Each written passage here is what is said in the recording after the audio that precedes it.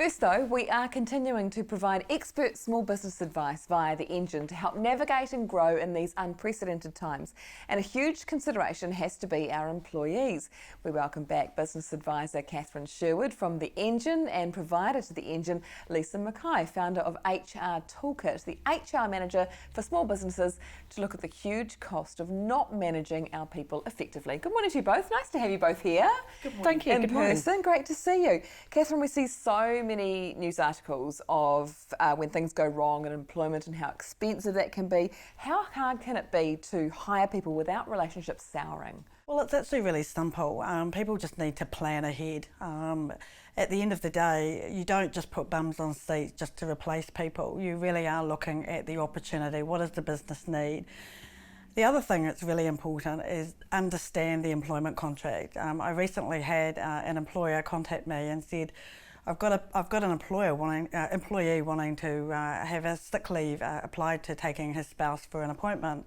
And I said, yes, that's right. And he said, why do I have to pay for it? And I said, well, that's the law. It covers off spouses as well as the employees. So Right. really look at the contracts. Yeah, okay. Lisa, I imagine your specialist support would be in massive demand right now with many redundancies from COVID. I've heard that people have been told they were being made redundant without any consultation. That's not right, is it? Certainly there has been, redundancies has been a hot topic, and certainly at the beginning of the COVID shutdown there was definitely mistakes made. But that having been said, now what I'm seeing is that all the business owners I'm talking to are doing their absolute utmost to keep everybody in employment that they can. But what I am seeing a huge rise in is the number of performance issues that are being dealt with. I don't think these are necessarily new things. It's just that employers are realising that more and more now they've got to deal with them. They can't just let poor performance fly. Yeah, I guess as people are reevaluating their businesses and looking at them and looking at costs and things and making sure that everything is ticking along nicely. I'm glad that you mentioned that these issues might not be new though.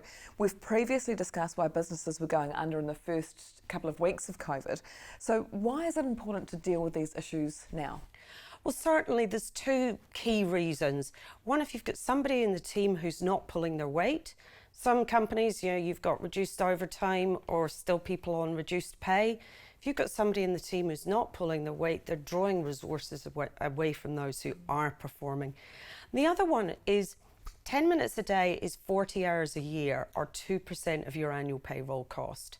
A poor performer will be wasting a heck of a lot more than 10 minutes a day, but a productive, engaged employee will gift you a huge amount more effort. So 40 hours per year lost. Yes. That's incredible. Where do those 10 minutes get lost, do you think? Facebook, trolling? Yeah, there's Trade the me? Facebook, there's the overly long meetings, but the sort of hidden time wasters are people doing the wrong things for what they perceive to be the right reasons. So people wasting time doing things that actually aren't to the benefit of the company, or doing things wrong in the wrong way. Right. And that can be dealt with though. Okay, so Catherine, let's bring you in here. How do you nip these issues early in the bud? Well, it's really, really simple. Have clear goals and expectations. Don't just assume people know what they have to do. For example, and quite often it happens, people are like, the person's coming in at 8:30, but Mary's at her desk at 20 past 8 and she's already working. So I always say to people, if you want people to start at 8:30, go back to actually the interview phase and actually talk to them about, what their values are. Make sure that you're getting someone that also fits the culture. If you want them to start at 8:30, make sure you hire a fit for the culture. But also at the same time, tell people what your expectations are. Have those courageous, honest conversations, and don't feel that there's going to be any retribution. Do it friendly and do it beforehand. Yeah, you have to ask for what you want, or outline people what you do need and what you expect, right? Yeah, people think it's common sense, but people aren't mind readers. No. So, We're not all built the same. Absolutely. So Lisa, how difficult is it to move people on from a business?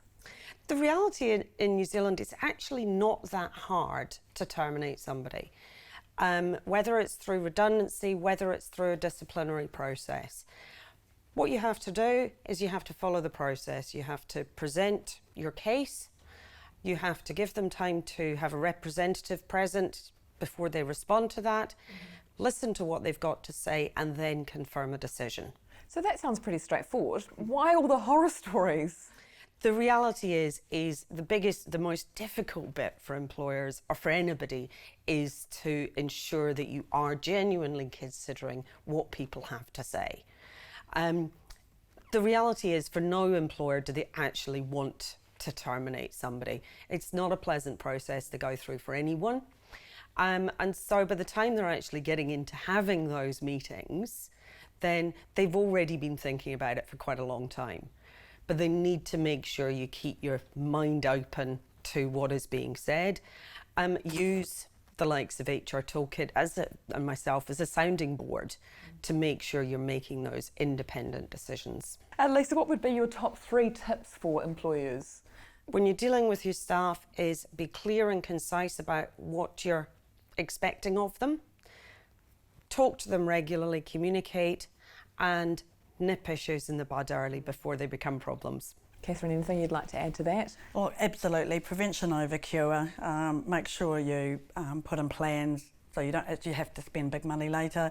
HRtoolkit, we are advocates of HRtoolkit for $349 per year. It's really good value.